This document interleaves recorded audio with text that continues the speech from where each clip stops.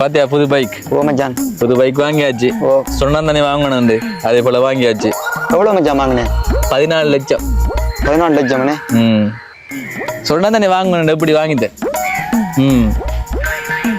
அம்மா அப்பா வாங்கி இருந்தவங்க. எங்கட அம்மா அப்பா வாங்கி தரையும் இல்லை. எங்கட அம்மா அப்பா கேட்ட உடனே வாங்கி தந்தாங்க. எனக்கு முதல்ல அது விருப்பம் இல்லாம இருந்தது. அப்ப பைக் கொண்டு இருந்தா ஓடி தெரியல நின்று போட்டு புதுசா வந்த பைக்ல வாங்கினேன்.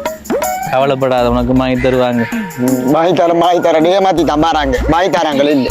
2 வருஷம் மதிய கதையை தாங்க எனக்கு என் கதைக்காங்க. பட் இன்றைக்கு ஒரு முடி ஒன்று எடுக்கான் விட்ற இல்லைண்ணா. பார்ப்போம், இன்றைக்கு ஒரு முடி ஒன்று எடுக்கணும். எனக்கு இன்றைக்கு ஒரு முடி ஒன்று தெரியணும். வீட்டை இருக்கிற தங்கச்சி நகையெல்லாம் வித்து போட்டு எப்படியாவது எனக்கு ஒரு பைக் ஒன்று எடுத்துடணும். இப்போ எனக்கு உடனே எடுத்துடணும், சரியா? இல்லாக்கி வீட்டை வந்தனடா இப்போ நடக்கிற வேற, சரியா? The next day.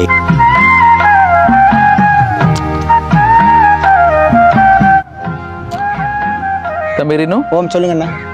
என்ன சுகமா இருக்கே அவரது? சரியான சுகமா தான் கிடக்கு. ஏண்டா என்ன நடந்த? வீட்டு அப்பா அடிக்கப்பட்டாரு பைக் கேட்டது.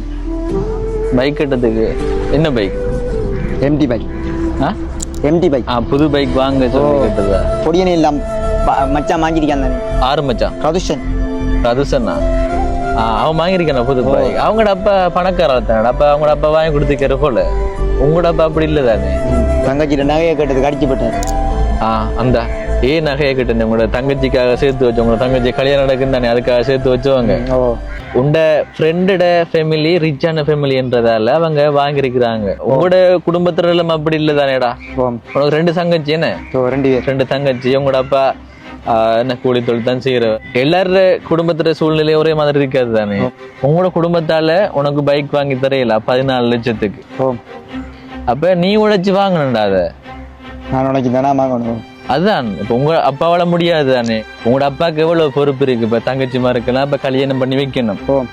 அப்ப அதனால இப்ப அவரை இப்ப நீ பைக் கேட்டு கஷ்டப்படுத்தலாமா? பாரு, தங்கச்சிற நகையை கேட்டிருக்கு. அவரு கோபம் இருந்தானே, அவர் அடிச்சதுல நியாயம் இருக்குதானே.